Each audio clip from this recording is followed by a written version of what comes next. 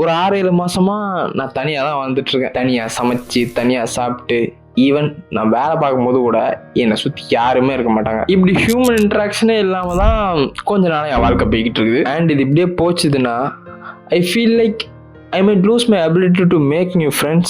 ஏன்னா எவனை கேட்டால் school friends, office friends, college ஃப்ரெண்ட்ஸ்னு கமா போட்டு போய்கிட்டே இருக்கிறான். பிகாஸ் மற்ற பீப்புளோட டெய்லி பேசி பழகிறதுக்கான ஆப்பர்ச்சுனிட்டி அவங்களுக்கு இருக்குது. ஆனால் எனக்கு அப்படி இல்லையான்னு தோணும். புதுசாக ஃப்ரெண்ட்ஸ் மேக் பண்ணுறது, பீப்புள் கூட இன்ட்ராக்ட் பண்ணி பேசி பழகிறது, இந்த மாதிரி விஷயங்கள்லாம் நான் ரொம்பவே மிஸ் பண்ண ஆரம்பித்தேன். பட் தேங்க்ஃபுல்லி நான் பண்ண ஒரே நல்ல விஷயம் என்னென்னா இந்த கண்டென்ட் கிரியேஷன் தான். Because this helps me a lot to connect with people. Money making, numbers இதெல்லாம் ஒரு பக்கம் இருந்தாலும் என்னோட கண்டென்ட்டை பிடிச்சி என்கிட்ட வந்து ஒரு சிலர் பேசுவாங்க.